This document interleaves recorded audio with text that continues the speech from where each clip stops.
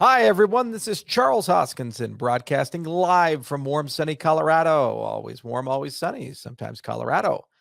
Back in Colorado, I've been doing a little bit of traveling to undisclosed locations for undisclosed reasons, but maybe one of these days I can talk about it. It'll be fun. We're under NDA now.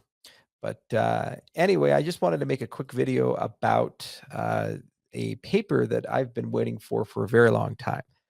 So for the last 3 years in this organization, we've been talking a lot about stablecoins. So we've looked at algorithmically backed stablecoins, asset-backed stablecoins, and CBDCs. And we've had a heck of a lot of fun talking to many different stakeholders, running experiments, and analyzing designs. And the leader of that work group is Bruno Paleo. He's a computational logician with a very, very strong background in programming and a strong background and also rigorous math stuff. So Bruno is a little bit of everything, and he's kind of a genius. So whenever we put him on anything, he not only does it, he does it like at the most extreme levels possible. He'll write the paper, but then he'll also work with others or directly prove properties of the paper with a dependently typed language, in this case, Isabelle. And then it'll actually usually do an implementation in Scala or some other programming language on some form of platform. So earlier this year, there was an idea of taking some of the experiments that were conducted on Ergo and actually shooting for the fences and going for an algorithmic stablecoin that we could deploy on Cardano. And I said, let's try it. So we had a lot of discussions, went back and forth about certain things that would make sense, things that keep me up the night, and also how we would use this in a broader agenda for stable fees and a protocol level stable coin. I think Terra and a few others have done that. Actually, that's how I started my career in the industry with BitShares. There was this idea of a bit share, but then there was BitUSD, and there was a relationship between the derivative and the primary asset that, if it was done correctly, would allow you to have one side with volatility and one side with stability, and these things could be traded. So anyway, that was 2013, 2014, and BitShares ultimately was not a big commercial success, but Dan went on to take it and do his things, and I was always curious about the relationship between the two. And MakerDAO also entered that conversation, and I think the people behind that were actually from the BitShares space before they went to Ethereum, if memory serves. But it's been a long time. It's been like 8-9 years since those things came through. So let me show you a little bit of the paper. Share. And the paper is nearly done. There's a little bit left for it.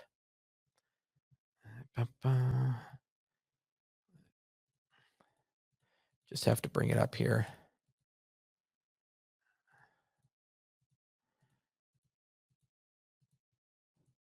Okay. All right, so here we go. And it's called Djed, a formally verified crypto-backed algorithmic stablecoin. Bruno always publishes these things under a pseudonym, although I think I just doxed him. Dimitro's a global researcher based in Ukraine.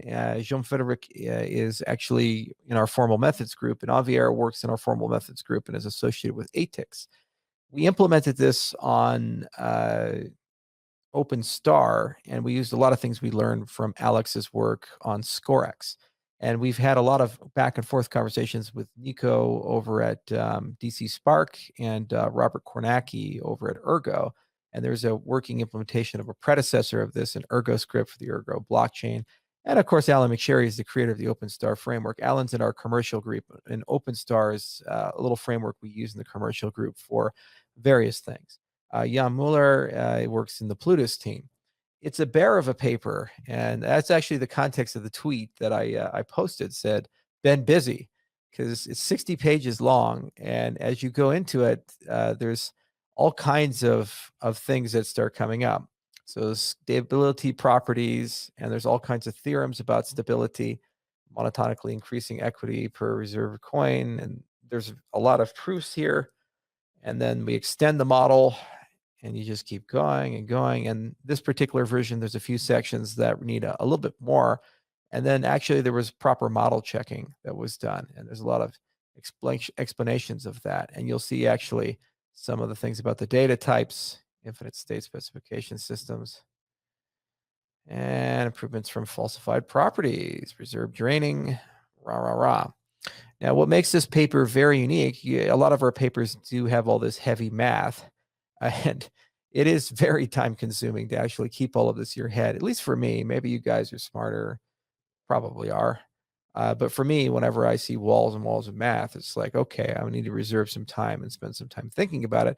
You actually see some of the algorithms here. But as we go down, what makes this paper very unique is the Isabelle code associated with the paper. So the Isabelle high-level logic, higher order logic formalization, there's actual pros here. You can see all the Isabelle code, pages and pages and pages and pages and pages of it. So a lot of verification was done here, and that is just a truly remarkable thing, and it's very unique for papers of this nature. So what are we going to do with it? Well, as many of you know, we're in the Alonzo White era. The hard fork happened yesterday, I believe. I was traveling, so I missed it. I was in the air when it happened. But basically now we're running that for a period of time, a few weeks probably. And then we're, moving towards the hard fork common era event to upgrade Cardano itself. So if you watch the 360 episode at the end of the month, the dates and timelines, I think, will be significantly more accurate than the ones that have come in the past, but it looks pretty good for August, September for the HFC event. There are no delays yet in the wallet backend integration, which is slated for delivery at the end of this month. The Plutus application backend, there's 2 integration points, one to the node, one to the wallet backend. The node integration is slated for delivery still towards the end of this month, and the wallet backend integration is a little bit later. And then there's the Daedalus integration. So as soon as the wallet backend is integrated with the Alonzo node, and as we go through the Alonzo White agenda, we'll discover bugs and defects, we can begin Daedalus integration. And at that stage, we can do an HFC event. Application backend integration to the wallet is software. It's not ledger rules or other things that would require a hard fork to finish. And that's about development experience. And that can come a little bit later. And we'll have a lot to say about estimated timelines on that. Looks right now like September 10th for that component. So we're getting really close to Alonzo. You can run Plutus code. We've already had 1,500 Plutus pioneers go through the program. There's the second cohort on way, and applications are being built, written, and tested. So it's here, guys. It's not a hypothetical. And what's extraordinary to me is both the prediction markets and Twitter seem to believe that like everything is made up, but actual Plutus code is running. So it's just one of those cases where reality doesn't match perception of reality. And that's okay. It's going to be a really fun time brutally mocking them as we ship. Now, one of the things we're doing with this stablecoin paper is after we clean it up a little bit more, because it's so involved and there's so many moving pieces to it that have to be carefully thought about, is actually implementing it in Plutus as a Plutus native application. So we have a vendor in mind that we think would be perfect for this work, and we're going to work closely with them to talk about a release commensurate, or at least a prototype commensurate, like we did with the ErgoScript implementation of the predecessor version with the launch of the Goguen Summit. So we'll have a nice discussion about that at a later date, but we're starting to see a great acceleration of research and research to commercialization, which we haven't seen before.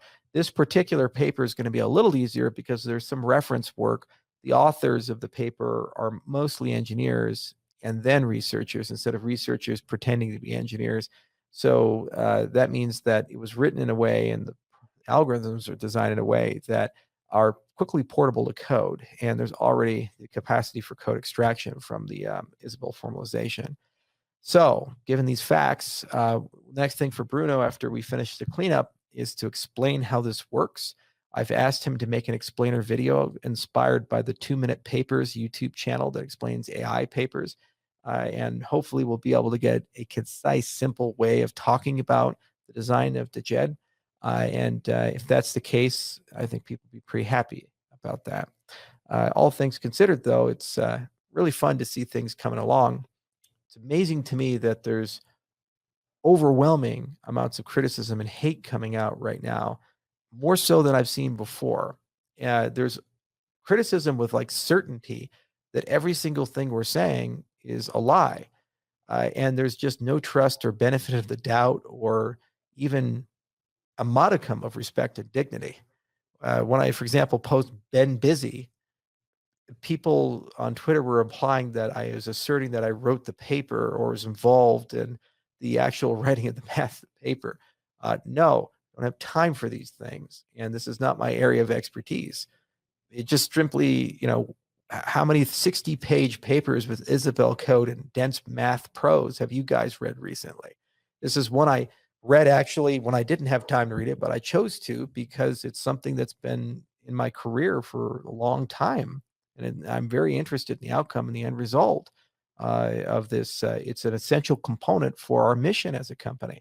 Our vision as a company is to improve the systems of the world for everyone, everywhere. Economic identity and stable financial marketplaces are a big component of that. You can't get anywhere if your instrument that you use for insurance, lending, pricing, payments, and merchants is unstable. The first thing that happens when a sovereign currency dies is the economy falls apart. And so it's very important that the instrument that you use to transact is stable. The fact that we have a generic design where you could take Bitcoin or ADA or some asset that's volatile, put it into a system, and that can produce another asset that's significantly less volatile, that's fungible and tradable, is an amazing thing. And the fact that this design is now actually captured in a very rigorous sense, and we have a high degree of assurance that it's better than its predecessors, and it won't suffer from some existential bug, is an amazing thing as well. This is a milestone for the mission of the company, the vision of the company, and the types of products that we need for Cardano to grow and succeed as it enters the developing world. And somehow that's missing and lost on some people. I don't know. I think in many ways, IO Global, we're transcending the cryptocurrency space. I don't really feel deeply connected or part of it anymore. We regularly talk to nation states, Fortune 500 companies, universities, and real people. And we talk to everyday people. And we're thinking a lot about B2C, how to build consumer products for everyday people. We don't think a lot about crypto specific things. And my desire to attend crypto specific conferences is greatly diminished. Also, we look at the dialogue of people in the cryptocurrency space, the things they discuss, talk about, and think about. And there's a lot of noise to signal in those ratios. El Salvador, for example, was a nation that declared to the world that it had the desire to accept cryptocurrency as legal tender. This was an industry-wide event. And instead of the industry coming together and saying, how can we collectively work together as one industry, blockchain and all, to figure out a way to make that successful for the industry, we had people go and tell the president of the nation, I'm here to protect you from shit coins. There are 6 million people in that country, 70% of which are underbanked or unbanked. There are gangs and other problems in that country. If a solution was to fail in its implementation, those people will suffer terribly, and the country will enter into a depression and likely suffer geopolitical consequences. Those people will become the victims of violence, and those people's lives will be even greater compromised. And that's just one of dozens of examples of places where our industry has lacked maturity, dignity, and frankly, any semblance of reasonableness.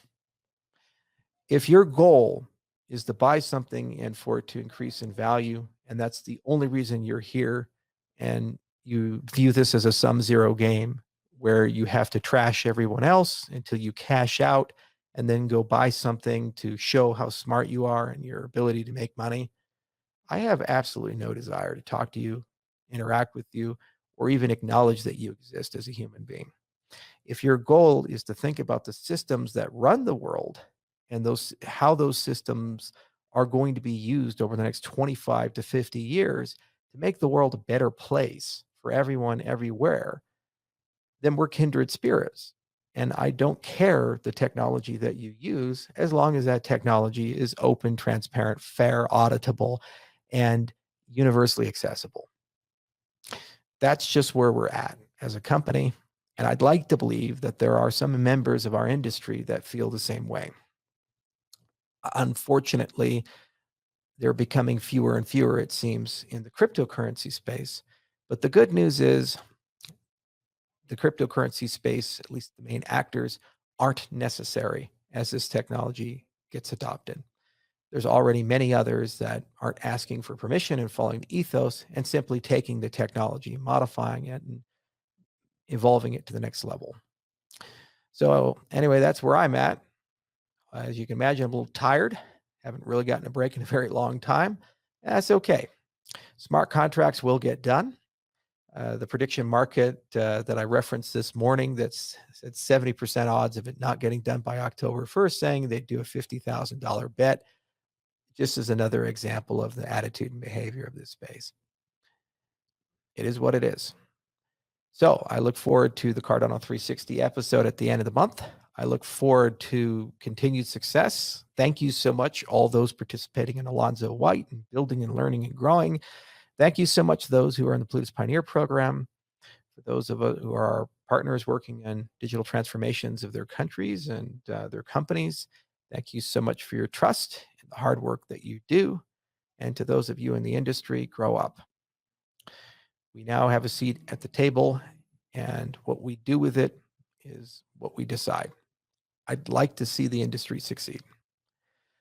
And to those who'd like to read the Djed paper, we'll have it out in a few days, probably, maybe next week, depending upon how long it takes for internal review.